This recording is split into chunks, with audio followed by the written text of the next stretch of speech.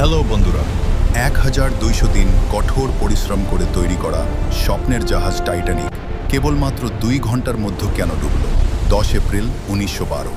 এই দিনটি টাইটানিক বিশ্ব রেকর্ড গড়ার উদ্দেশ্যে যাত্রা শুরু করে আটলান্টিক সাগর ছিল নিস্তব্ধ, স্নিগ্ধ, শান্ত জাহাজে 1500 প্যাসেঞ্জারে উপস্থিত রয়েছে, আর জাহাজের ডেকের লাখো দর্শকের ভিড় করে তার বন্ধুদের আলবিদা জানাচ্ছি। কিন্তু বাইরে থাকা জনগণ কখনো জানতো না যে তারা তাদের প্রিয়জনদের চিরজীবনের জন্য আলবিদা জানাচ্ছি। কারণ ভারত স্বাধীন তৈরি করা এই জাহাজটি মাত্র 2 ঘন্টার মধ্যে ডুবে যায়। কিন্তু এই জাহাজটি ডোবার কারণ কি ছিল?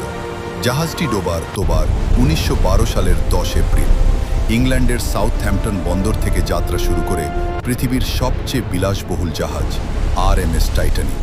সবাই বলতো এই জাহাজ কখনো ডুববে না, তাই একে বলা হতো অডুবন্ত জাহাজ। জাহাজটিতে ছিল প্রায় 2200 যাত্রী ও কর্মী, ধনী ব্যবসায়ী, সাধারণ মানুষ, এমনকি নতুন জীবন খুঁজতে যাওয়া পরিবারও ছিল সেই যাত্রায়।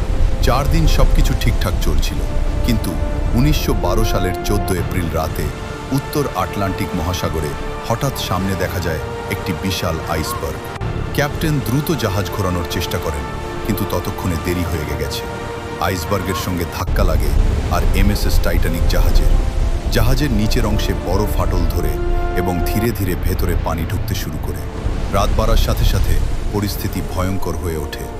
লাইফবোট কম থাকায় অনেক মানুষ জাহাজেই আটকে পড়ে। অবশেষে 1912 সালের 15 এপ্রিল ভোরের দিকে মাত্র 2.5 ঘন্টার মধ্যে বিশাল এই জাহাজটি আটলান্টিক মহাসাগরের গভীরে তলিয়ে যায়। সেই দুর্ঘটনায় প্রায় 1500 মানুষের প্রাণ হারায়।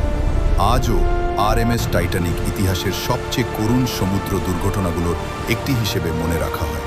এই ঘটনাই আমাদের মনে করিয়ে দেয়, প্রকৃতির শক্তির সামনে মানুষের প্রযুক্তি কখনোই সম্পূর্ণ নিরাপদ নয়।